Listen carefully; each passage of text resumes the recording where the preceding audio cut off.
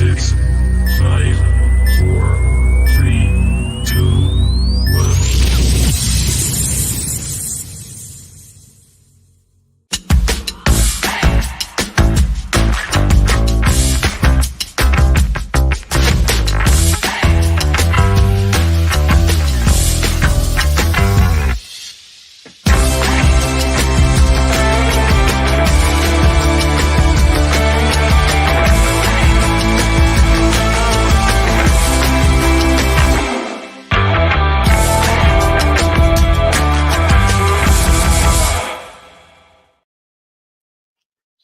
Good evening, everyone. Welcome back to Through Black and White Eyes for one of the last transfer specials of the summer, because there's not many left with the window fast closing in to end. Things are starting to finally pick up, which was what we expected at the back end of the window with how slow it's been at the start. All our predictions have been pretty poor, to be fair. We all thought this was going to be the summer. This is when we were going to go mad. And it just hasn't happened because of PSR. And that amazing show that we had with Stefan telling us why PSR is still an issue really put my mind to rest, and a lot of other people's viewers to rest on why this window is slow as it is. So, but we've got a lot to talk about tonight. So don't forget, guys, hit the subscribe button if you enjoy it. Hit the thumbs up button. And don't forget, there's a link to be a member somewhere. And there's a super chat button somewhere in the bottom right, which Leslie would have already advised you about. We'll do our best to get to comments. I'm not going to lie, it's going to be a busy night talking about stuff, so we might not get to everything, but we'll do our best. The comments will go on the screen. If there's any questions, we'll try and get to them as quick as we can. I'll bring you in first. How we doing, mate? How we doing, mate? Really good. Getting excited now that things are starting to sort of pick up a little bit. Interesting news over the last 24 hours. Just a little bit. Which is positive. It's hopefully seeing the light at the other side of the tunnel, as I say. So it's good. It's good. For me, it's very positive what we're hearing. Yeah, I agree. Let's bring Will in. How's Will? Been quiet recently, Will? You all right, mate? Yeah, I'm good. I'm doing well. I feel like we've got a bit to talk about now, so I'm looking forward to it tonight.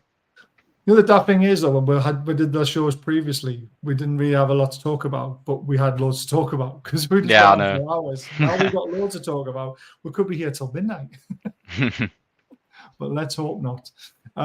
Right, I've got a little running order of where to start. So we will start with Trippier, because I mean we've sort of known in the background, Ian and Will, you know, we've been talking about it for weeks and weeks and weeks that Trippier could be sold. His house is on the market. His kids were moved out of the school. We've heard some naughty things that have happened on a private boat with another Newcastle United player and some women. You know, it's been a bit of a turmoil summer for Trippier. I thought he did well in the Euros, considering he was playing left back. He's come back. He's lost his place to Tino, who rightfully deserves that spot because going into the end of the season, he played well. But Trippier is 33 now. He's got 1 year left on his contract. He obviously wants 2 years, taking him up to 35. We don't seem to be interested in renewing his contract because of the wages that he's on. If he is getting divorced, which it does sound quite like he is, he's looking for a big payday, isn't he? And so Saudi is calling. But Newcastle have been very firm, Will, saying that we will only sell Trippier on our terms and if the price is right. Yeah. And another important bit of information on Trippier is that I'm not sure if some kind of extension's been triggered, because the media seem to be reporting today that his contract is actually up until 2026, when a lot of people thought he only had 1 year left on his deal, which makes me think a lot of people were asking earlier today, why would we loan him out? But if this is the case, as seems to have been reported by all reliable journalists, the likes of David Ornstein, people like that, then it makes you think, could we do maybe a loan with obligation, something like that? But I think the bottom line is, at this point, is that it's better if, for everyone at Newcastle, it makes more sense if Trippier leaves now, I think. It will be sad to see him go, because I think he's been amazing for the club. He's been a great servant, but people who've anyone who's any kind of people who've spoken to people behind the scenes and stuff like that, there has been a feeling among a lot of people for weeks now, pretty much going back to the end of last season, all the way back in May, I would say, that Trippier is going to leave, and some people have been really confident on that and some people haven't been. My information's always been very much that there's a very good chance he leaves, but obviously it depends who comes in for him, and the deal has to be right for us as well. So obviously he's asking to leave now, but we still have to find someone that wants to buy him, or maybe a loan with obligation, something that needs to suit both parties. So I think it's looking more and more likely that he is going to leave, and that suits everybody. Yeah, I agree. But I'm also on the fence with it. I'm still 50-50 on whether it's a good idea to let someone go with such stature. He was the first signing of the new era. He was the first marquee signing in a win. I know it was a cheap fee, but he's still a marquee signing. To get someone like Trips, who won the La Liga with Madrid, in England international, you saw his qualities shine through when he first signed. The goals and free kicks that he scored to win us points, his leadership on and off the pitch when he was in a pot on his ankle. This guy's been tremendous for us, and I'm still 50-50 on whether we should let him go or not, because I still think he has a lot to offer, even if he's not playing. But obviously, after his age now, he just wants to play, doesn't he? That's the problem. For me, he's been the signing since the takeover, without a shadow of a doubt, mate. And I've said this on shows past now, and what he's brought to this football club, he's probably been one of the best right backs I've seen at Newcastle United. Yeah. To get him for such a small fee as well, I know he's the highest earner at the football club, one of the highest earners at the football club, I should say. But what he brings as a leader, and just when you're out there as a player, right, you don't have to be a captain to get that. Just to get that, for all the rest of the players, and have that respect to look up at you, right? He just with him being there, it just comes automatically, right? So, like I've said, what Newcastle United what we need is not just one captain. We need about 5, 6, 7, 8 captains, and he, for me, has brought everything what Newcastle United need going forward, and as a role model for people to look at for the future on that football field. You just can't knock it. Off the field, we've heard different things. We've heard bust-ups with certain players, going all the way back to the Everton game when he had a bust-up with Jamal Lascelles after the game, which was training, didn't he? They had a fight about him not playing a more dangerous ball out of defence. He was playing it square all the time. Safe way of football, but it was a safe option all the time, which was brought up. Obviously, other stuff off the field has went. The January saga, obviously, to buy Munich again. Was it the right time to cash in? Probably then, I would imagine, was probably the right time. However, with injuries that were on it, because we were struggling. That's the thing as well. When you're squad bare, there was always one way we'll have to, because we were thriving on a defensive midfielder, in my opinion, in January. But going forward, you can see, obviously we've had information that Trips with his agent on Friday, discussing future, and what we got told was Saudi was his destination simply for his last payday.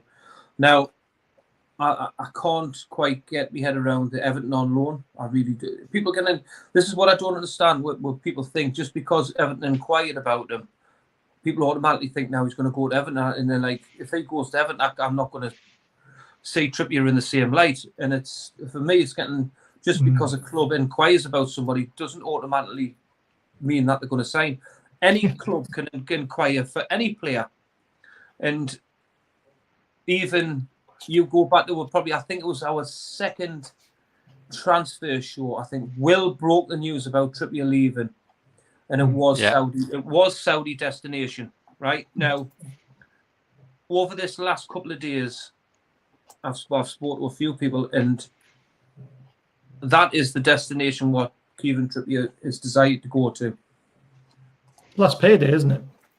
Yeah. And again, just before the show, that's what I'm getting. That's his destination is Saudi Arabia. So you can see why.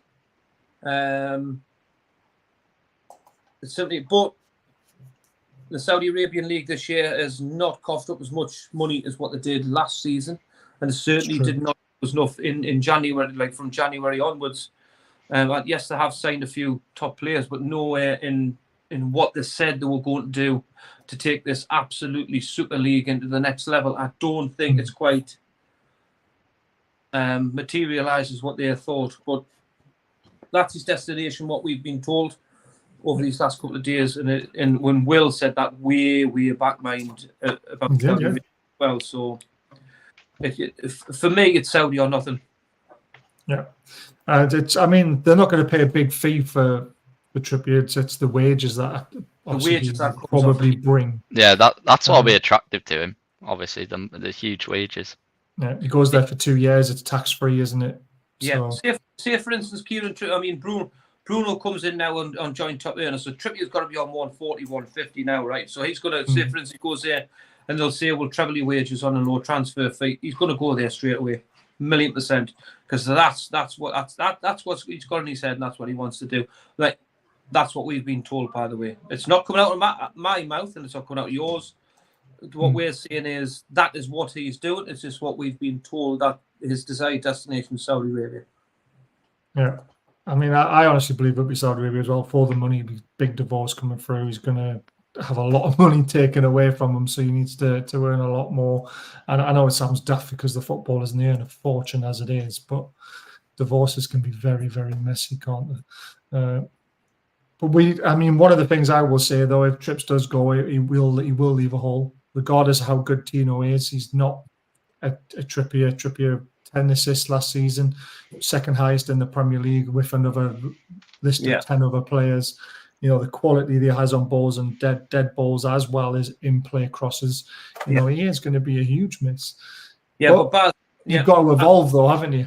Yeah, this you've got to 1,000,000%. And if you remember the shows gone past, I was insistent that we kept the whole of Kieran Trippier simply because of them reasons that we can't be replaced with these dead balls and his assists and etc. But then you turned around and said to me, Baz, that we've already got one person in place, and that's Tonali. And Tonali took every single dead ball from AC Milan. He does it for he done it for the under-21s. And you turned around and said we might have that person in place because Tino can't bring that. We know that. He's defensive. His defensive player, Tino, is fantastic. He's got to work on his offensive so much, and it stands out like a sore thumb. So again, Tonali coming back in could be that answer from dead. To be honest with you though, Ian, last season I actually thought some of the balls Gordon was putting in off the corners were arguably just as good, if not better, than Trippier. 1,000,000% will. Now, before you said that, I was about to say that, not just because we were that in a way we played. That right hand side was so dominant, right? That everything seemed to come there. So Trippier was the main instigator in that. He was the main driving force. So he was going to be getting the top stats. It's a different ball game now when you've got two. You've got Gordon on the left hand side. You've got Hall in behind. You've got a different ball game because we were crying out for that left hand side to provide the same the same as the right hand side. Yeah, from the left hand side. Now we were expecting that to come from fullback because that's the way we were playing. But everything seemed to come from fullback areas rather than because we're also being let down with Mickey all the time because he was cutting back. It always came from Trippier. It's a different ball game now because we've got Gordon who can get in there, cuts inside. Doesn't matter what foot he's on, he can still deliver on a good level. So that's why. And you know, Murphy at times his delivery is absolutely exceptional, but the other times again it's a frustrating one where you scratch your head. But I do think there's room for improvement for Livramento going forward, which we all can see. And under Eddie Howe, why can't he? Do you know? It's when you've got a gift from dead balls and that like that, they're very, very hard to come by, mind. And that's we've got to be very, very careful about. Let's say wait for Tonali. Wait for him to get on some dead balls. There's not many Beckhams. There's not many Beckhams about, and there's not many Kieran Trippiers about from dead balls and situations like that. Well, yes, I know he's, but do you know what it is? If you're out to love at home, you're out to love at football. That's a great saying, and your football will suffer. Very, very true. Very, there is true. that. It is that thing, though, isn't it? Even when you get older, your legs start to go a bit, but you never lose the technical quality. Baz knows that because he's seen it firsthand. So. I knew that was coming. I knew it. My brain was like 5 steps ahead of my legs on that football game. I'm telling you, I was terrible.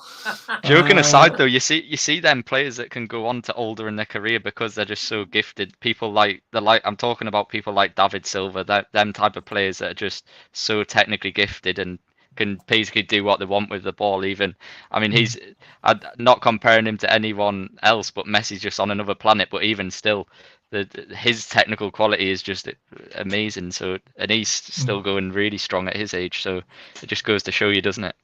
It does. I used to always remember watching Kieran Trippier take his free kicks when he first came to us. Like the things that he would do, like that Shelby never did. Shelby was our free kick taker, and he put in some decent ones every now and again. But Trippier went through this routine of cleaning his boots, the mud off the studs, everything, getting so he wouldn't slip on, going towards the ball. He would turn the ball the right way, so he'd be hitting the valve, or depending on what kind of free kick he was putting in, he used to always make sure the ball was in the right area. Shelby used to put the ball down and just walk back and then try and hit it. The attention to detail was just second to none when Trippier came. So it reminded me of like someone taking a kick in rugby. Johnny Wilkins used to do that, didn't he? He used to clean his studs and just, relax and focus. And that's what Trippier did. And that's why he was so good at what he did. That's what it's all about, having a routine, doing it. These people, that routine you see on the pitch has been practiced thousands of times in training. That's what you don't see. And when all the top players that have a routine like that have it for a reason, so they can go through the method in the head, they know what they're doing, they get to them big moments, and they've already done it thousands of times in training, and that's when you see the moments of quality come out. Yeah, Ward Prowse is absolutely great at it. Yeah, he's another one. Hasn't he got the most direct free kicks in the Premier League, or does he still need one more to take over Beckham? I think he's close. If he hasn't already done it, he's close. But he's just an absolute joke. The way he strikes a ball is just incredible, to be fair. Yeah. Used to scare me. I remember when we played Southampton a few years ago, we were down to 9 men, weren't we? Or 10 men. Is that the one where he scored from just miles out? Yeah. I was just like, oh my days. And then every time he got a free kick around the box back. Didn't we end up getting something from that game? I'm sure we got a draw or something. No, we won it. Oh, did we win? Yeah, we won it. We got all the 3 points. Yeah, I don't know how. Lucky Bruce. Leighton Baines was the same with Everton. Leighton Baines was fantastic. He's very good as well. Fantastic. But I'm saying they don't. Great left foot. I mean, they don't come very often. How good this man is, they really don't. Okay. Well, if he does move on, and like I say, the right price has got to come in. The player's happy to leave, but he's also happy to stay, as far as I'm aware. And if he does go, we wish him all the best, because he literally turned this club around. For me, that's all it comes down to now in terms of whether he leaves or not. It comes down to whether we get a good offer or not, because he's made it clear that obviously he wants to leave the club. I mean, if it doesn't happen and it doesn't turn out, I'm sure he'll be professional and carry on. But he's made his feelings clear via the press, so I'm sure Newcastle will be looking at all sorts of resolutions now. Yeah, and let's all have an answer on this one. Because I've seen a few things is simply and hope he put it on tonight that he's wanting to be away because he's lost the captaincy. I know that's not. I think that's a load of crap. And I think that's just a journalist making out that it's an easy way to disguise what he really wants to do. I think it's just an easy cover story, to be honest with you. Yeah, of course it is. Because the people who've been speaking about this, I mean, like I say, I think I was speaking to people about it back in May. This is not a new thing that It's not a new possibility. It hasn't just come out of nowhere. Like people who've been speaking about it have been speaking about it for a long time. So I think it's just a cover story, really. Yeah, and I'll give a great example why this is an absolute cover story, right? And to get it off other people's chests, hopefully that's watching. Kieran Trippier wasn't a captain at our football club when he was still there in a pot. And he was going home and watching and cheering games on. It wasn't about being a captain. It was about being there and being a leader on and off the pitch. So to then say that he's not captain anymore is because he's probably had a meeting with Eddie Howe and all the thing to say, I'm not going to be at this football club anymore. For the future of this football club, I'm going to step down as vice captain, because he still is vice captain, by the way. He ain't the captain. Jamal Lascelles is captain. So yeah, exactly. He was the team captain last season. Trippier was the captain on the pitch. 1,000,000%. So that's me, the professional is as a footballer. I'm not going to go into his off the field thing, because I don't know. I'm just going on about what I see on that football pitch. As a leader, he is a captain, and I do not think the way he operates on that football field that he will go just because that captaincy's been stripped. As a journalist says, I want to be out this football club. Definitely not for me. Yeah, I absolutely agree with that. Right, moving on from Trips, like I say, we wish him all the best if he does move on. I'm 50-50 whether I would like him to move or not. The price has got to be right, terms have got to be right. You know, PSR, he's not going to solve PSR by selling Trippier, so, you know, let's see what happens. Trippier's into Gary Neville. He said he just wants to play in any division. That's fair enough. But just don't go to Everton. Whatever you do, Trippier, do not go to Everton. That would hurt. Right, let's get into the good stuff, because there's been some rumours about a right winger. Keith Downey was on another show. He said that he's been told about a name for a right winger, but it wouldn't get us out of our seats. Now, I've been told a name. Ian, you've been told a name. And it might be completely wrong, but my name was Kulusevski from Spurs. Now, to be honest with you, I would actually be very happy if Kulusevski came to Newcastle. I think he's the right age for the project. He's 24. He's left-footed, right winger. His stats aren't too bad. He works hard. He has all the attributes that Howe likes and can integrate into the team very quickly, because he's obviously Premier League proven as well. So Kulusevski, for me, would be a bit of a coup, to be honest with you. I saw him in a friendly for Spurs against AC Milan. He scored. He wasn't too bad. Is there anything in this, Will? Don't name who you think the right winger is yet, but could you see Kulusevski being an option? I mean, my only worry with Kulusevski would be if you're going and getting Guehi, would we be able to afford that? I'm not so sure, and I don't know what sort of wages he would demand. Maybe it would be okay, but it's just, I have had him mentioned a couple of times, but there's probably just other players, I would say, that make more sense in my eyes than Kulusevski. Don't get me wrong, I think he's a great player, and if we did go for him, I'd be more than happy, but it doesn't quite add up to me. But if it is him that we go for, then, but to be fair, you see, that would probably get me out my seat, Kulusevski. I mean, I would be quite happy with that personally. So, look, we'll wait and see. But in my opinion, I don't think it's him. But look, let's wait and see. Ian, who was your name? You've had a name. I got shot down with shit with that. Yeah, there you go. Apparently, he wants to leave Leeds, which is very interesting. I actually watched Nonto play. Now, I preferred Somerville, because when I watched Somerville play at Anfield, and then a few times in the Premier League after that, I was like, he's a baller. He's going to be a very, very good footballer. Nonto just looked like a midget playing on a football field, and I couldn't get round of how small he was. And I know that's wrong, because you should never judge a player on his size. Look at Messi, look at David Batty, Loire, they're tiny and they're brilliant footballers because of the low sense of gravity. But he just looks shorter than normal, but still a very good player. He plays for Italy, so he plays for his national team, or he has done. He might not be in the team. Tonali's friend. I don't know. Tonali's friend as well, yeah. Same agent as Kieran Trippier. Yes. So, I mean, what have you actually heard on Nonto? What was the information you were given? just that there was actually interest in him, and that there was they were trying to negotiate a deal underneath his buyout clause. Now, I've done a little bit of more digging after that now, and I messaged a lad that I know is at Leeds United, and he hasn't got a release clause.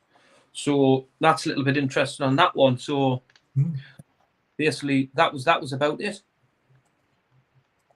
So Nonto. Yeah. Will, have you heard anything on? But I can go into a little bit more detail because I originally bounced the info off Ian, then he checked with his own people as well, and it came back that there was interest there. I didn't want to take the limelight away from you there, really. So that's why I didn't want to go into too much detail because I knew you'd come back at us, see. But I did dig in deep and get a little bit more info back off that. So I'm hoping. Well, the info I had today was that his agent. Apparently, the info I got was that his agent was in Newcastle discussing personal terms. Looking at it now, don't get me wrong. This doesn't mean that a deal is advanced or anything like that. It's actually quite common practice, and it happens with more deals than you think. A lot of the times, it's a tactic to put pressure on the selling club. So, if he wants to put pressure on Leeds, he could well be trying to agree personal terms with us, and then basically saying to Leeds, "Look, I want gone. It's up to you to agree a price. If you don't get me gone, I'm not going to be happy," kind of thing. But I'm just going to try and find the messages. But basically, what I got was that Newcastle did send top scouts to the Leeds game, and that they're seriously interested in him and seriously considered. And I've checked this with a couple of people on the Leeds side that I've spoken to, and it's all I can say is that 100% the interest is genuine. How far that'll go, I don't know, because what would they be looking for a deal? Maybe around 30 million, I would imagine, 25, 30 million. And then it comes down to, would we have the funds to do that? But to me, the two that make the most sense based on reports and what's been said and all that kind of thing, I think this one is a genuine possibility, or I still think Madueke is possible as well. I think that's the two for me that I think it could be. And I'll just have a look here if I can try and hopefully get up the exact message, because I want to quote it right here. So obviously I'm not going to read out all of this, but yeah, basically we sent scouts and higher ups to Leeds the other day to watch Nonto.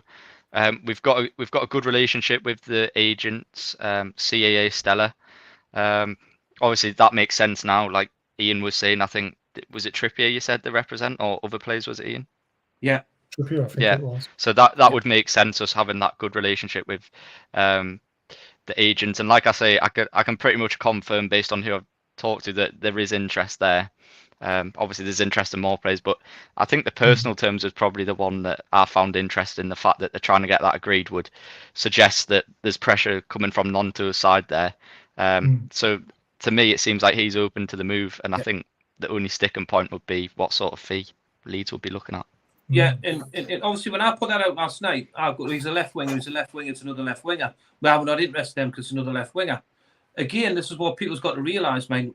The way we've got to change the dimension of way we play, right? You've got to remember, Callum Wilson's not going to be there for forever. So we need that. Anthony Gordon's going to go. I think Anthony Gordon's going to be that 10.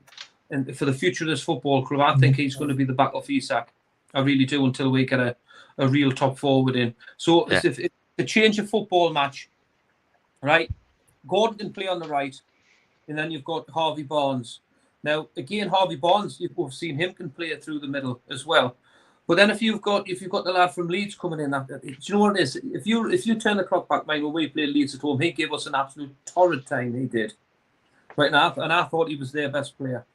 So it's something. Just because we're targeting in a certain area, you've got to look at the logistics sides of it, where other players can go in other positions where we don't suffer by moving another player into a position without being like for like. Because that's the difference. What Newcastle United's done for years. No matter what we've done, it's always been like for like. A change has always been like for like. You brought Miggy off and put Murphy on. Right, if Gordon's went inside, you brought Barnes on, or you've had Ryan Fraser. You've got to go back to Ryan Fraser. And it's always been so. If that left hand side, Joe Linton's not working, you'll bring Joe Willock on, or that right hand side of midfield, you'll bring Longstaff. I'm using names to just for an example where it's always like for like, where the top teams can make changes. We look at Doku. Doku doesn't even start every game, but they've got how many left wingers have they got? Yeah. Right. Come on now.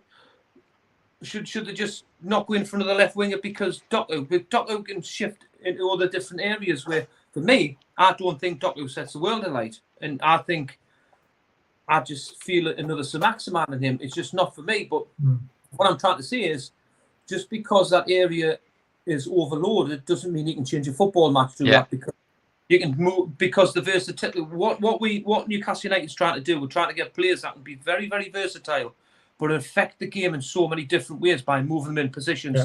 Can't see that. What we're trying to do is a transition of a football club from being one-dimensional. Just don't watch us no more, because that's what we are doing. I just want to jump on to Ian's point, because I think he's absolutely hit the nail on the head there with the versatility and the options, changing the style of play, stuff like that. I mean, just for me, I was thinking, how many times last season did people double up on Gordon on the left wing? How many times did teams put two players on him, identifying him as the wide threat? Now, if they did that on the right wing as well, didn't they? When we had Miggy, Bruno, and Trips on fire. At times, yeah. But to be fair, I think our right side dropped off last season. I do think that. Well, that's because they sussed it out, though, didn't they? Yeah. And they worked out, if you mark Miggy's run, there's nothing there. Yeah, but this is what I'm saying. If we say they've put two players on Gordon on the left and you've got Nonto playing on the right, both of them can play both sides, so you can just switch it in the game, no problem. Yeah.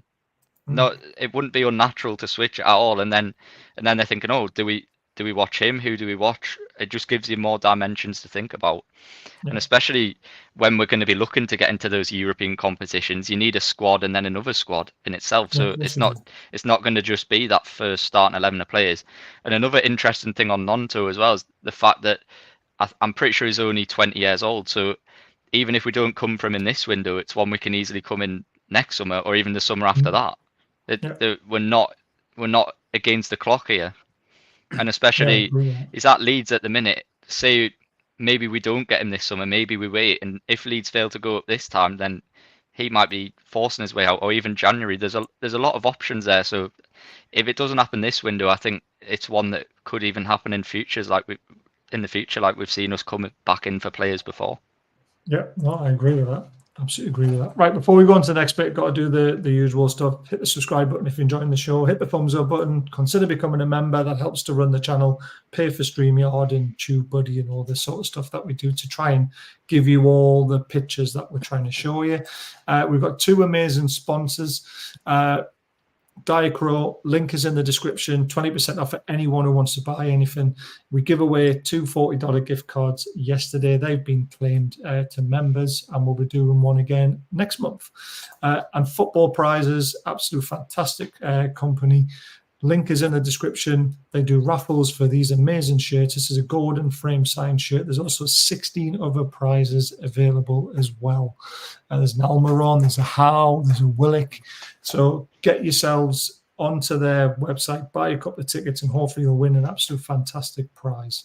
I've tried, never won anything, but there's a few people from these shows have actually won money and also won shirts as well, which is crazy. Someone won I think it was a Gordon shirt last season. It's massive as well because it's framed brilliantly. So get yourselves on Football Prizes and consider buying some tickets and get yourself an amazing prize, hopefully. Fingers crossed. Right, back to the good stuff. Get that rubbish out of the way. I hate doing it, but you've got to do it. By the way, I don't get any money for doing that. I basically get credit to their site. I try and win something, and then we'll be giving it back or raffling it off to make some money for charity. That's the reason why we do it. Right, this came out. Obviously, other options. We're going to talk about Guehi soon. Don't worry, guys. We are going to get there. But we have been looking at other centre-backs just in case. Now, I'm not too sure how far we're on, but Edmund Tapsoba, I think that's how you pronounce his name. Tapsoba, yeah. Is that right? Tapsoba. And there's Faso. And there's obviously Axel Diesel at Chelsea as well. A lot of people aren't particularly happy with that link, but he did play a lot at right back rather than centre back last season. Guehi is obviously still there in the background. I'm sick of hearing it. It's edging closer. It's edging closer. It's edging. It's what we've been hearing for the last 2.5 weeks. I mean, the information we've got is that the Guehi deal should be done, but then it makes you wonder why we're still talking to these other centre-backs. Any information you've got, Will, for any of these other players other than... We'll talk about Guehi next, but let's talk about these other defenders. Is there anything really concrete on it? I mean, I think the interest is genuine, especially Tapsoba and things like that, but I don't think they're far along at all based on what I've heard. I could be totally wrong, but based on what I've heard, nothing's close or anything like that. There's been inquiries made, but that's about it. Inquiries get made for lots and lots of players. So I probably think it's more of a play, to be honest with you, in terms of trying to get Crystal Palace to... They're still sort of sitting, pondering. We've had that... Is it the 4th bid now? I'm losing track, but the 4th bid sitting there still. They haven't really formally rejected it yet. They're still talking about payment structure and things like that. That potentially they've even improved that bid, because I got told of a bigger bid going in a couple of days ago. I think I might have sent it to Uni, and the fact that they were planning on improving that bid, whether that's officially went in or not, I don't know. So in my opinion, the focus is on that. But look, we've only got, what is it today, Thursday? The window closes next Friday. I think we do genuinely have to start looking at other options, and the fact that inquiries are being made shows you that it's not all just media games. There is something in it, and we have to look at these. I think, in my opinion, I think Tapsoba would be a really difficult deal to do, just because he's got such a high release clause. I think unless he's given us 40 or 50 at the start of the window, though. Who's that? Sorry, Leverkusen. Yeah, I'm sure I read something somewhere that we're willing to let him go at the start of the window for about 40 or 50 million. Well, whether that's still the case, I don't know. But obviously, it's later in the window now, so harder for people to replace players and stuff like that. I've seen nearly 90 million for him, isn't it? 90 million. Well, I think his release clause is around that. Yeah. Maybe 90 million euros, something like that. So it's a big release clause. So I can't see us spend that kind of money. My only thoughts would be on Tapsoba is I feel like we must have had some sort of word from the player or his agent that there's a deal to be done here, or he must be somewhat open to it, unless it is all just completely a ploy, because I think that one's really hard to do. Disasi, I think, is a much more realistic deal. Mitchell obviously knows him from his days at Monaco. Would probably be, you could say, buying him in the dip, as we have done with probably Gordon. I mean, even Isaac, when we bought him, wasn't exactly coming off the back of a huge goal-scoring season. So a lot of people would say that Disasi probably didn't have his best season ever last season, but with Eddie Howe and how he works and how our recruitment team works, they don't just look at form, they look at the profile of the player and what they think they can get out of them. So clearly he's a player they like. They've watched him. Same with Tapsoba. He has genuinely been watched for quite a while, so I've got no doubt that they do like them, but it's just how difficult would those deals be to do? And obviously the clock's ticking now, so I think if we don't get something on Guehi over the weekend or over the next sort of 48, 72 hours, then I think we've seriously got to start moving on, because it's vital that we get a centre-back in. It's a must, I think. I've said so much on this. I don't think it's absolutely 100% necessary, because Kraft can't do a job. And I know he's not the greatest when ball playing out, but when it comes to defending, Kraft isn't that bad. He's not the player I'd want to be full time, but I think he could get us through to January potentially. I think he's all right. But what I would say to that is, would any other team in the top 8 have Emil Kraft at centre back? No, of course they wouldn't. But we wouldn't really want him. But we've got him as a backup. Obviously, Shaw is the main choice with Botman when he's fit. But then you've got Kelly and Byrne who could also fit in. Nobody would here on this panel would say Dan Byrne 100% every game. have him in because of his lack of pace. You know, when he come up Yeah. against Man City, Arsenal, Liverpool, Dan Burn could get found out at left centre back. He'll still play well, but you know, he's got his weaknesses, hasn't he? He's not a top 6 defender. There's no one in the top 6 going to say Dan Burn's the man I want. Yeah. You know, Botman's the guy that we want to see there, and we want to see Shaw next to him. Going forward, we want a young, right-footed Botman, don't we? I think ultimately that's what they see as the long-term partnership, isn't it? Yeah. It's Botman, and then if they can get Guehi, and that's what they see as the partnership. But the only problem with you've got Botman and the cells, and people are going. I mean, Botman's making good progress. He could be back in October, but just being back, it doesn't mean he's going to be match fit. I mean, we don't know if he's going to come in, and you don't want to chuck him in at the deep end and knock his confidence or anything like that. You don't want him to be getting exposed every week. So you've got to be careful with how you do it. For me, we just need a centre back to take a lot of that strain off. Otherwise, I think again you're just going to be. I think we might be stretching the squad a little bit too far, and again we're probably one injury away from a crisis, and we've got time to sort it out. It's not like we can't prepare for this. I just think it's something that needs to be addressed, in my opinion. I don't think the rush is the end of this window, though. I think the rush would be maybe by next summer. So January would potentially be a good time to really reevaluate that situation if we don't get it this summer. I think a right winger of the quality is more important than a right centre back, personally, because we need someone who can produce something like Gordon's numbers, 15 plus goals and assists on the right wing, to make us a top 5 guaranteed team this season. I don't think Guehi coming in makes us a top 5 guaranteed team. I think a right winger with quality does, because I've seen a lot of people saying this on Twitter, but you've got to remember, with this squad we've got now, we still scored. What did we score? 80 something goals last season. I mean, we still scored a lot. I do think the defense. I mean, and I fully agree with you, Baz. The quality when you compare to the rest of the team with the right wing, it is a bit of a downgrade, probably you would say, on the rest of the team. But a lot of our goals actually come from the system that we play, not exactly the quality. I mean, like didn't a lot of the goals we conceded because of Nick Pope? I mean, the Superstats computer said if we had Nick Pope in goal last season for the whole season, we would have been 10 points better off. I fully believe that as well. Nick Pope is back in goal now as well, isn't he? The thing is, for me, you're deflecting the by being on the offensive by we're scoring enough goals from the right hand side. What you've got to realise now, Fab Shaw's going to be suspended, and you're going to be relying on Emil Kraft to be there. That's not good enough, mate. That is not good enough at Newcastle United. But for 2 games it is, though. That's what I mean. We're only talking 2 games, aren't we? But for me, if it's 2 games, 20 games, you're relying on Emil Kraft, it's not good enough, Baz. For this football club moving forward, and I think this is why it's imperative that we sign Mark Guehi, right, for the future of this football club going forward. And I've said, by signing him, man, he's not just a right-sided centre-half. He can play a left-sided centre-half. He can play in a 3.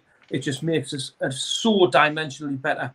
And when if you've got a player of him, a captain, by the way, you've got to remember it's coming in a captain. That's different for me. And as much as that right hand side going forward don't get me wrong, I think both positions is critical that we need to get it done, but we've got to do it right.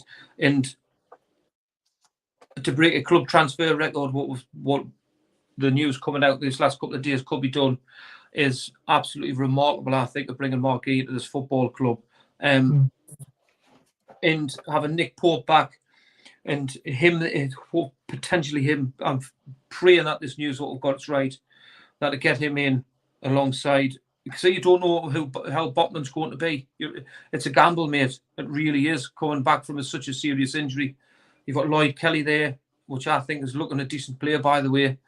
And you've got Dan Burn, which you can float from a 3, and then you've got 2 very, very versatile wing backs with Hall and Livramento that's got bags of energy going up there. You can actually play with 2 hole. You can play a 3 and 2 holding midfielders like Manchester City do. I wouldn't be with Kraft being there for me. He's a right fullback, mate. There's only so many. Kraft will come in and do a job for 1 game and 2 games, right? But for the Futures Football Well, he Club, showed at the end of last season he did do a good job, didn't he? not ideal, Baz. It's not No, ideal. it's not. But I'm talking about 3 games and then Shaw's back. Shaw might not get injured, and but how can you go through a football season if Shaw's injured again and you're relying on Emil Kraft? So what would you? So how would you? If some buts, isn't it? How would you feel? That's the thing. How would you feel if if Shaw was injured and Mark Guehi was coming in, or vice versa? Would you be more comfortable with that? It's a tough one, because how's Shaw feeling right now as well about Guehi coming in and taking his place? But as a professional going forward, Shaw's only got 1 more year at this football club. Oh yes, yeah. Because he's getting on, so he's got to be the bigger professional, by the way, and go realize. And he'll be in a situation where Kieran Trippier is this time next season, where Shaw will be moved on from his football club, looking to play first-team football for the back end of his career. Now so we just can't go around relying on bit part players, mind, that we've called worse than shite. We need these big players in. So if somebody's injured or somebody's suspended, you've got somebody of their quality that comes in. Not just Emil Kraft just to fill a hole. Square pegs and round holes does not work in Newcastle United anymore, mind. And this is what we need to go do moving forward. Very true. Sorry, lads, I'm just going to really quickly hop out and hop back in. Yeah, of course. I'll be like a minute or something. I won't be long. Yeah. All right. We need pace at the back. Apparently, we've got none, but we have, because we've got Tino and we've got Hall. They've both got pace, and they're at the back. So that's. I watched helps as well if there's another one. I watched Lloyd Kelly as well, mate. He can shift. Yeah. Lloyd Kelly's very quick as well. It is very. So yeah, there's no need to shout. But all I'm saying is that I'm not worried if Guehi doesn't come this window. I'm more worried if we haven't signed him by January or by next summer, because then he's got a year left on his contract. The fee will be cheaper. There's a better chance of getting him next summer if he doesn't come this summer, and there's a better chance of getting him for a lower fee as well. And I think taking the risk this window is better than taking the risk in January, because I think we can get till January on the back of having Kelly, Byrne, Botman coming back, Shaw and Kraft. I think those 5 can fill those 2 positions. So I'm not massively worried about it, but I am more worried about the right wing situation, because right now we don't have quality in that position at all. We don't have a Shaw. We have a centre back. We don't have a right winger that offers 15 plus goals and assists and balances the team better with having that threat going down the right. That's just my feeling and how I see it. But you have got a right footer that plays on the left side that can play on the right side as well, in Anthony Gordon. And then you've got but Gordon Shaw. He doesn't like playing on the right wing, though, does he? He performance seems to drop off. Hello, I'm back. Is an international player there that can play on the right hand side. Yeah, but he doesn't. That's the thing. That's all I'm saying. Gordon was a dickhead, but he's now our dickhead. Exactly. Once the fee goes down, other clubs will come in. That is also true as well. It's a risk in that one as well. But as we don't get Guehi, we will panic buy Chalobah or someone at that level. I hope not. Can Barnes play on the right again? He's shown that he's more left-sided favoured than right. So I believe he can. We might do, we might not. You can't say that for sure. You really can't, because you don't know whether Shaw's going to play every game until January. Then we buy another centre back. Then you just don't know. It's a risk. That's what I'm saying. It's a risk, but I'm saying it's a risk that we could take if we don't get. See that comment there, Baz? I don't get that. Which one? Gordon has said he doesn't want or like to play on the right. So why should any player? Because most of his game is cutting inside on his favourite foot and scoring, isn't it? I think that's the reason why. But as a professional, why should any player dictate where he wants to play? He might have spoke to Howe and said, "Look, you play me on the right, and I'll do a job, but so what's Eddie I'm not going to be as effective." And Eddie Howe said, "All right, mate, you just sit your life on that bullshit." If you do it, for me, if you say, if my manager says, "Get on that right hand side and give your all," you say, "Right, I'm going to get on my right hand side." These are getting paid a lot of money. That manager tells you what to do, you do it. Who are we talking about here? Sorry, I've just completely Gordon. lost. Gordon, yeah. Yeah, about shipping him onto the right-hand side, and I'm just saying that he just doesn't seem to favour that right-hand side. His performance seems to drop off to what it would be on the left. It was the comment. It was the comment or question which said was he's told Eddie Howe basically that he doesn't want to play on the right, and I was like, no, well, you know, if your manager says you're going to play on the right-hand side, mate, you're going to play on the right-hand side. As much as Bad says his form drops off, you can't just spit your dummy out and say I'm. Has a journalist wrote that? Probably. No, I mean, the journalist has wrote that Harvey Barnes is unhappy as well, and he wants to leave. Apparently. Oh, I've seen that. So yeah, I've seen that. I think that's an absolute load of crap. What? I can understand Harvey Barnes being frustrated. What a non-story that is. I mean, any professional footballer is going to be annoyed then they're left out the team. Exactly. Like, everyone wants to play. These are people that have spent their life getting to that level. Like, that's Eddie Howe's job. That's his job to make them decisions. If he's got to upset people, he has to upset people. That's it. That's the bottom line. He can't pick everyone. Because he is fitter than Gordon at the moment. His performances in pre-season were pretty good. He thought he might get the nod ahead of him, but Gordon is ultimately the quality player than what Barnes is. So I can understand him being frustrated, but he's not going to want to leave, is he? I mean, all you can do for Barnes, all he's got to do is put in the work in training. If he gets a chance off the bench, he's got to make an impact, and that's you've got to do your talking on the pitch. That's the only way you can do it. I think he's absolutely fantastic from the bench, mate.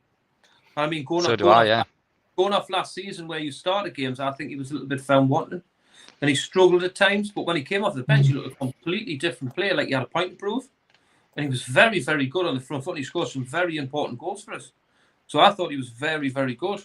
But this is a different season now, and he was injured for quite a while. And everybody's working hard now, and everybody feels they've got the right to play because they've worked hard through pre-season.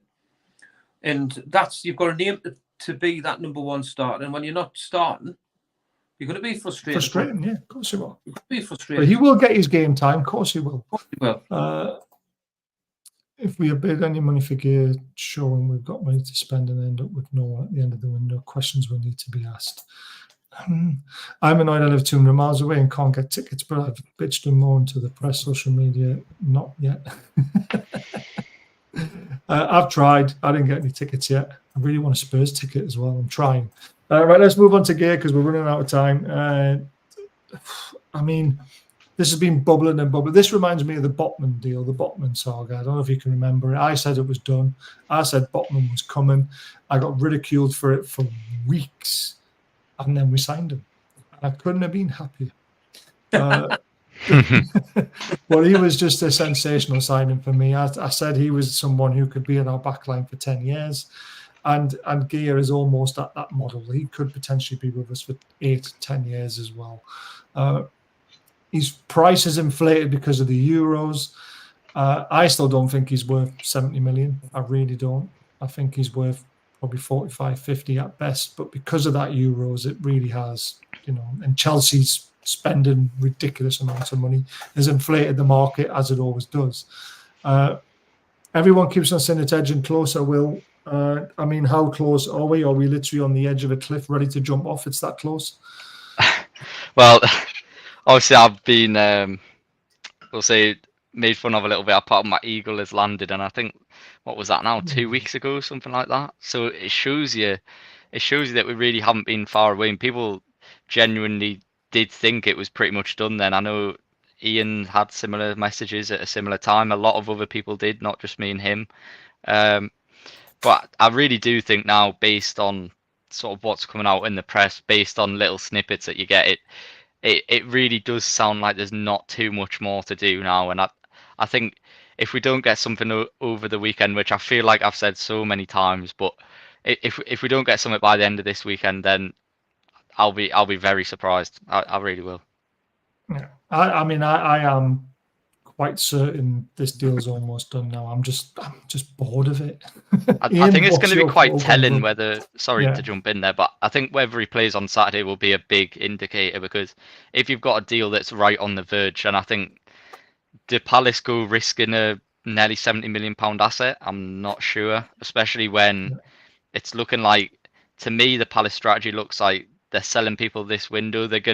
Maybe they're accepting that they're gonna have a bit of a drop off this season, and then I think they might do a bit like what Brighton have done this summer and sort of target the next summer with that massive rebuild where they go and sign 7-8 players, something like that. It's a risk. You must think there's 3 worse teams if they're selling all these players. Even though they haven't to be honest, I think Palace left. will be fine when you look at some of the teams that are down there. But true. That's what I think they might do. But look, we'll wait and see. But as far as I'm aware, I think it's close. Yeah. The reason why I think it's close, Ian, is there's some ridiculous stuff out on YouTube at the moment. People saying that Palace have shot themselves in the foot and all this sort of stuff. Palace have played a blinder when you think about it. Parish has played a blinder. We've been cool behind the scenes. We've apparently been so professional. Palace have tried to start a bit more. It hasn't happened. But they have held out until they've got exactly what they wanted. So, these people saying that Palace have screwed themselves. They know he could run his contract down, and yet they're still fighting to get the top dollar for this player by this end of this window. And I think they're going to get it. Yeah. Well, the information we got was a week ago now that the deal, that the actual transfer fee was actually accepted.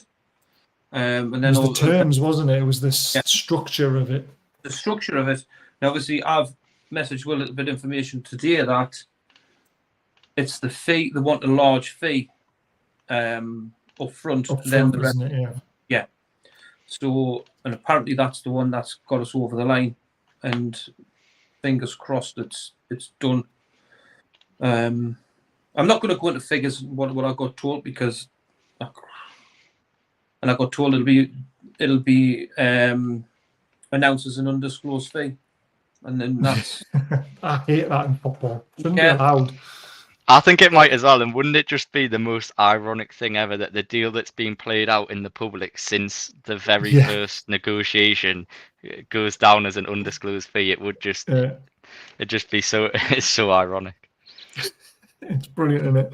But guys, everyone watching, we're very confident Guehi is going to sign now. We really are. We've been saying it for weeks. Will said it for weeks. This deal is, you've almost that you banned yourself from doing this on Twitter for the rest of your career because of this deal, looking like it's going to go sideways. But behind the scenes, we've always been, when we've talked to each other, we've always been very confident that it's still going. It was never off. It's always been bubbling, and it's just been the structure. Baz, I was lying to be clarifying the other day, and I messaged Will. I goes, have I missed something here? Nobody had actually said that fourth bid had been rejected. Yeah, exactly. And like everybody had said that, we just walked away from the deal, and I'm thinking nobody's ever said this, and I was just people, and then I've spoke to the person that Botman all over again. We would the Diego Carlos. It was between Diego Carlos and Botman that we were in for. Yeah, and he went to Villa, didn't he? Diego Carlos handed the transfer in, would actually agreed the deal and everything. They ended up going to Aston Villa. And we were like, we had Diego Carlos. What's going on here? And then a couple of days later, Sven Botman came in because we actually inquired about Sven Botman first. But everybody was Sven Botman's worst critic when we first went in for him. We watched him against Chelsea in the UEFA, Champions League, and he goes, he's too slow, this, that, and the other. Carlos is the better defender.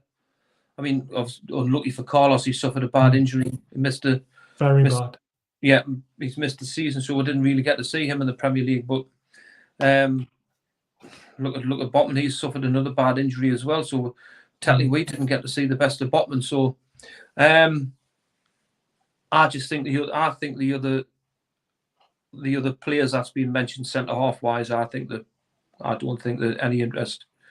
In my opinion, I don't think there's very little interest or any interest at all. I just think it's another one to get the journalists to finally push it over the line and give the journalists some clicks, basically.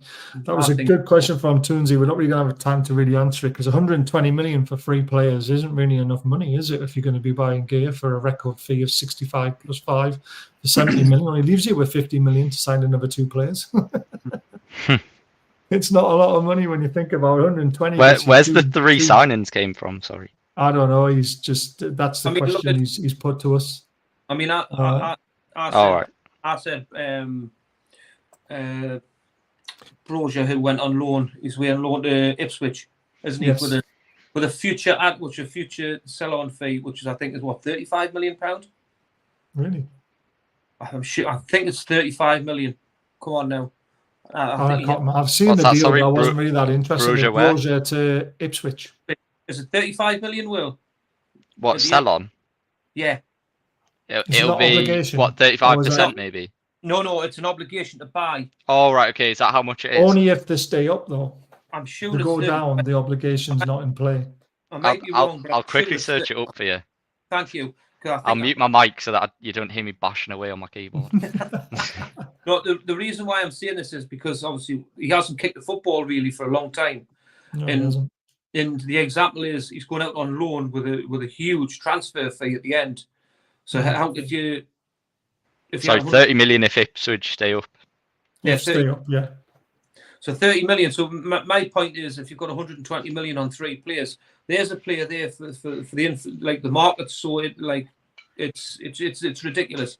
He hasn't kicked the ball really for a long time, but you're still demanding £30 million. He's still got quality, Annie. They still see what he does on the training pitch. You know what? I think it is these days, though, because the fees have went so mental, and the sort of fees you'd have to pay for a ready-made player now. I mean, you'd probably class Guehi as a ready-made player, and look at that. That's a centre back with 2 years left in his contract, and you can see the sort of fees we're looking at. But I think a lot of clubs. Sorry, but just to butt in there, but I think a lot of clubs are just paying for potential now, like you're saying. Bro, he hasn't really proved himself, has he, at Premier League level? Don't get me wrong, he's had a couple of decent games, but he's never really had a run of games where you've thought, oh wow, look at him. He went on loan to Southampton, didn't he, last year? And it did. Yeah. Before we got relegated, he wasn't great, was he? Right, this needs to be clarified as well. We might, he did, yeah. I think he did. We will get money from Tony deal as well. Now, I was told ages ago that was a load of rubbish because I kept on saying this. We will get a sell-on the Tony deal. And it'll be a percentage of whatever Posh receive from Brentford. So Brentford will obviously dilute. So Brentford will get their bit, Posh will get their sell, and then we'll get the sell-on fee of what Posh receives. So let's just say, for example, they receive 5 million, we would get 20% of their 5 million. It's something like. But is that true? It's because I was told it was a load of rubbish. Oh no, it is true. Yeah. Oh well, there we go then. So I was right in the first place. You can do that with deals. So basically, what it is there is Newcastle and was it Peterborough? Was it? Yeah, Posh Peterborough. Yeah, Posh Peterborough. What it is basically because, well, probably more Peterborough than us, but because they've developed that player, you can put a clause in where all future sales you sort of get like a percentage of. So I think how it works is we've sort of got a clause within Peterborough's clause. So say, just to make the maths easier, if he went to Saudi for 50 million, if Peterborough have like a 30% sell-on clause, say they get that would like 15 or something. I'm not gonna, but whatever, you get it anyway. If we had 20% of that, it wouldn't be much, but it could still be a few £1 million, and obviously with will be 20% of that 15 million. Yeah, so we could get like £3-4 million, something like that. Yeah. And with how PSR is these days, I know it doesn't sound like a lot, but I mean everything helps these days. Yeah, of course it does. So it would be good if that happened. Hopefully Saudi League, because obviously that would be the highest fee you're gonna get probably. Yeah. But that I was told ages ago, loads of people jumped on me for that because I said we had a sell-on on the sell-on, and they were like, no, we haven't. I think it's because it's not very common to do it, but we've clearly negotiated it with Peterborough when we sold him to do it that way, which obviously it just doesn't happen very often. But yeah, I'm pretty sure it is correct. But someone said that the Posh chairman had been on a radio station and said it wasn't true, and that's why I got jumped on. Really? So yeah, but now it's all coming back around again that it is actually. Well, the people I spoke to said it was true, which people that are usually correct. But look, who knows? So I'm pretty sure it is correct, but yeah. There we go. So that was about right with the maths, Will. So if Tony goes to 50 million, we'll get 3 million. There we go. Oh, there we go. that would spend 45 million defender, which leaves us money for a right wing. You have to remember next season we have a further 5 players due to. We've got 10 players due to be leaving at the end of the end of this season. 9 or 10. So 9. yeah, there's a lot of work to be done. Right, we're very near the end of the show. This man came up as an option from Olympiakos. Apparently, this. I can't pronounce his name, not the player, the actual guy on Twitter. Apparently, he's very well known in his country for being very good. I got messaged by Chops on Twitter, who's a good friend, to let you know why I trust him as well. His brother was in. Do you ever watch a show on Netflix called Top Boy? Yeah, right? I've watched it. Good show. Yeah, Chops's brother is one of the main characters in it. So he's a Liverpool fan as well, I found out. The guy in Top Boy. Yeah. I forget the names now because I haven't watched it for ages. It's the 2 main characters, the 2 guys that started it all. The one that gets shot in the head in the car. Yeah, the one that... No, the 2 adults. The one that gets shot in the head in the car. One of them is. Yeah, Deshane. And the other one, yeah. He's one of them. Can't remember the other one. I can't remember the names. I think it's Deshane. The one who shoots that guy in the head and it's left on a cliffhanger. Yeah, I think so. Yeah, him. So it's his brother. He's told me that this guy knows his stuff, and this is a serious chance that this could go through. Have you heard anything on it, Will? Santiago Hazy? No, but I did some digging, as I always do when you get a random story like this come out of nowhere. I always do some digging, see what I can find, ask a couple of people in. The majority of the messages I got back was that he is reliable, so... I haven't heard anything from my end, but obviously I'd be keeping an eye on that because it sounds like he knows what he's talking about, especially in terms of that league. So yeah, 20 million euros. What's that? 17 million. That's quite cheap. I don't know much about the player himself, but a lot of people say he's a very, very good footballer. So it's whether he can adapt and progress. Yeah, from what I've seen, he looked like more of a number 6, but. I don't know if that's right. It seems like he can play sort of all 3 positions. Seems like he's quite versatile. That's good. I just pronounced it. I think I did quite well. I can't pronounce the guy's on Twitter's name, but I can pronounce Hazy. It's a proper number 6. It gives us another option. There you go. Again, you were talking about changing the system up and all this sort of stuff. We haven't got an out-and-out 6, so there you go. If he hadn't been for Goal, he'd have struggled with Santiago. I never watched Goal. Do you know what? No, never watched it. Never watched Goal. No. Oh, God. You watched Goal, Ian? Yeah. Oh, yeah. I've seen them all.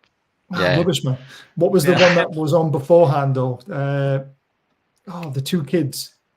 The Geordie movie. Everything's a pound. I know what you mean. You know which one I mean? Oh, that was a proper Newcastle movie. Is it? They stole Alan Shearer's car in it, didn't they? And he had his one little line when he was in the movie. Proper belter, no? Is that right? Yeah, proper belter. Belter. Something. Yeah. Something like that. It was something like that, wasn't it? Yeah, we'll go and rob a Poundland. Why? Everything's a pound. Yeah, but you can get other stuff, but everything's a pound. Great conversation. Yeah. I loved it. Purely belter. Purely belter. That's it. Purely belter. But that was much better. What about options about the squad depth and having the quality to play and to back up different positions and stuff. We need to be gone at the days when we're going to Carabao Cup and playing Bruno Guimaraes and playing Isak. We need to play players around our squad that's good enough to step in above the levels of what we've got. So this is why we need to get into these.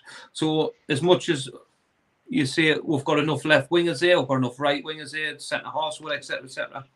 We need strength and depth all over, and the players that are hopefully coming to this football club will definitely get us in that direction. Because do you know what it is, Baz? If you're going away to say no disrespect to Sheffield Wednesday, and you've got Bruno, and you're watching that football match, right? And you're thinking, oh my God, don't go into that tackle because we've got Manchester City on Sunday.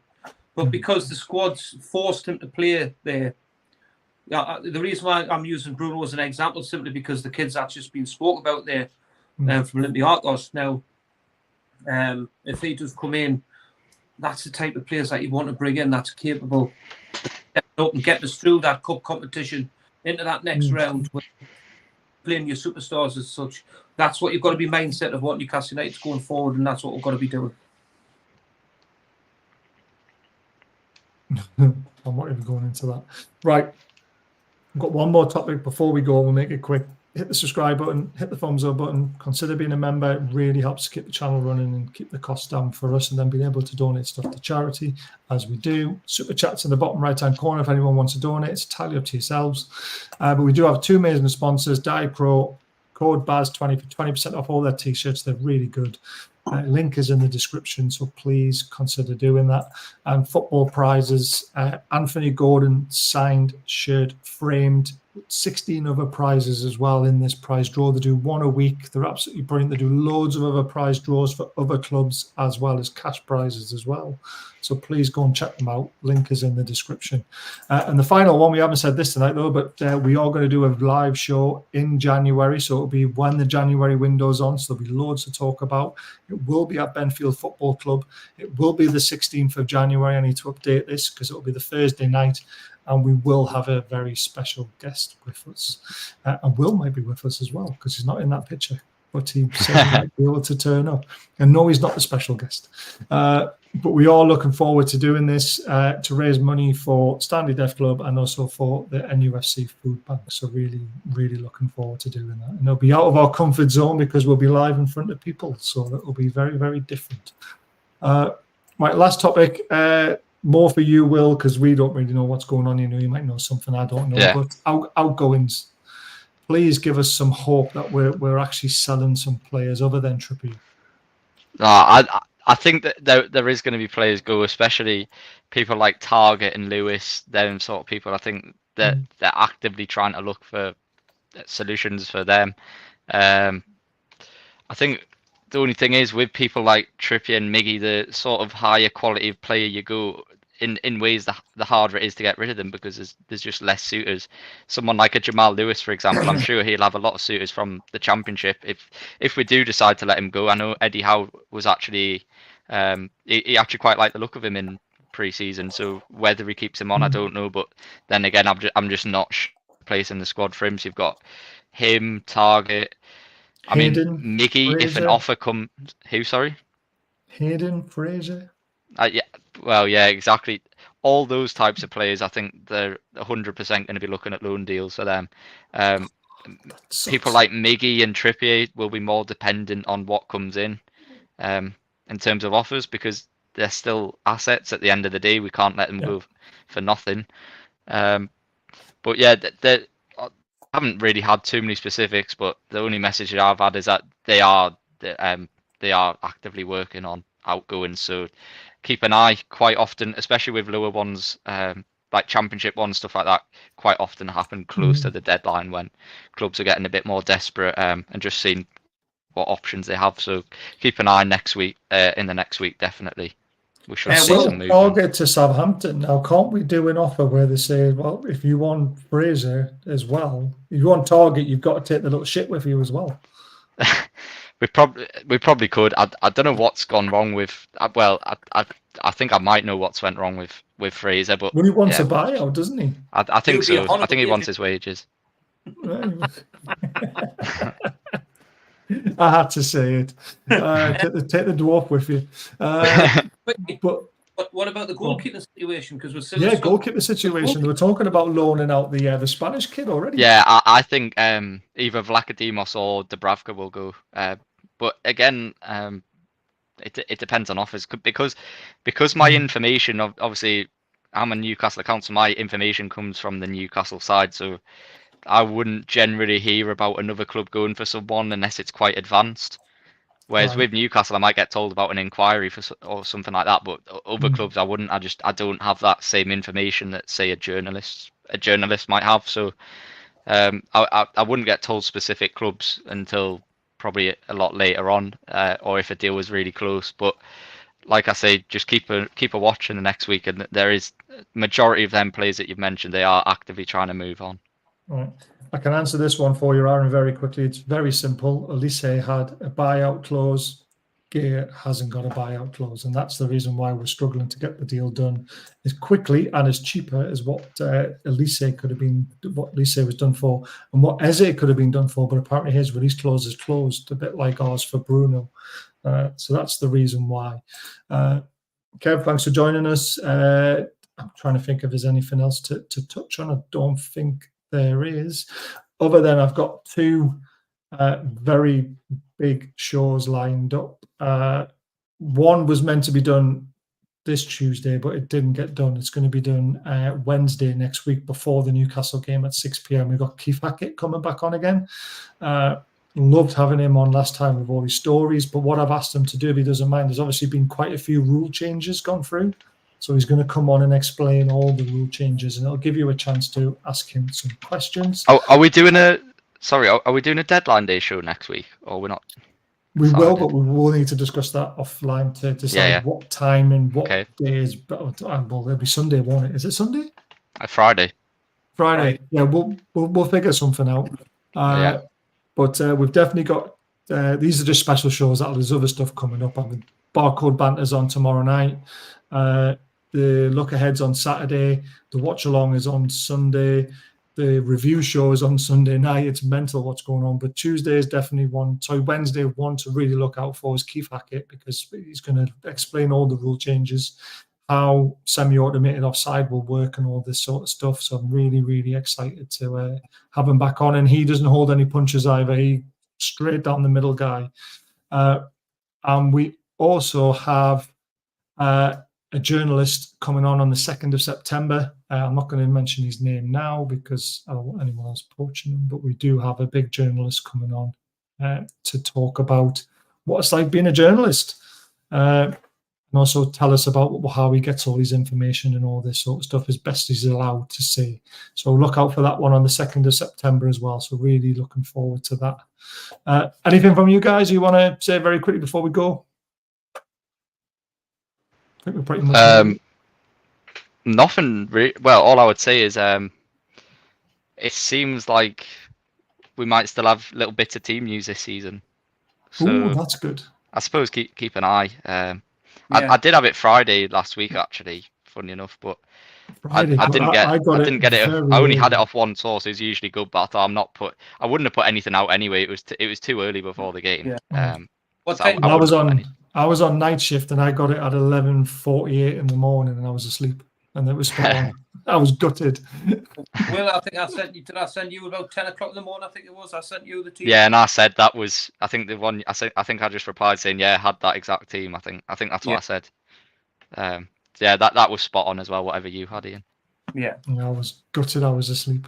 When you're on night shift, there's nothing I can do about it. It's just one of those things. I would have put it out and then got told off because I don't care.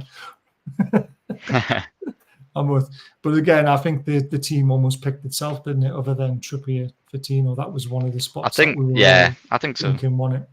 But yeah, it was a pretty obvious team. But yes, we will have team news for you as much as possible. Keep an eye out on Will's account, obviously, at NUFC Will. Quickly, sorry, Pat. Because I haven't heard anything. Is anything been happening about Shaw's appeal, or has he just accepted that? Oh, yeah, good point. I haven't heard nothing. Nothing. I'm assuming that they haven't appealed it, because usually you hear on the Monday or Tuesday. Mm-hmm. Yeah. Although the only interesting thing I heard was that I don't know how true this is, but I heard someone saying that you're no longer, because if you appealed it and got it wrong, you used to get like an extra game or two, but apparently that's been removed. So that's it. To me, you just appeal, wouldn't you? To me, surely you just appeal it then, if there's no consequence. But look, I'm assuming it hasn't been. I think for them sort of things anyway, the club speak to the FA and I think you kind of get a sense of whether or not it'll get removed. And as much as Breton Diaz has been an absolute fanny and made a meal out of it, unfortunately, by the law, I think it probably still is a red card. Even though I don't agree with it personally. I don't agree with it. He did move his head forward. Yeah. But Breton Diaz moved his head forward as well. And then I mean, it's clearly exaggerated, the contact. I mean, if that happens on the street, you're not even moving, are you? But But the thing is that he should be punished for that play acting and getting a player sent off. So I don't mind Shaw still being sent off and still having his match banned. What I'm really peeved you know what my argument was? It was too. I can see why they sent Shaw off, but Brereton Diaz was 2 yellow card offences. So the first yellow card, the shove is a yellow card offence, and off the ball shove, that's just a straight yellow card, no questions asked. Then the simulation is also a yellow card. So at the very least, it's 2 yellow cards. Yeah. So I think he's been very lucky to stay on the pitch as well. Yeah. So they should really react to that and then ban him because of it. I think it's about time, VAR was brought in to start banning people after games for simulation. Yeah, I really do, because so much of it gets away with. It's crazy. Colin, thank you so much. That super chat right at the last minute before we finish. Thank you so much for that, mate. Appreciate it. But yes, we'll be back tomorrow night. Barco back at 9 o'clock. John and Dan are doing the show, and then I'm back on Saturday night to do the look ahead, and then on Sunday there's the watch along with Mauro, and then the review show with myself on Sunday night, and I think John's turning up for that as well. So keep an eye out for everything. There's so much going on, it's crazy, and we will also have a deadline day show lined up for you. Don't worry about that. But take care till next time, guys. Thanks for watching. Thank you.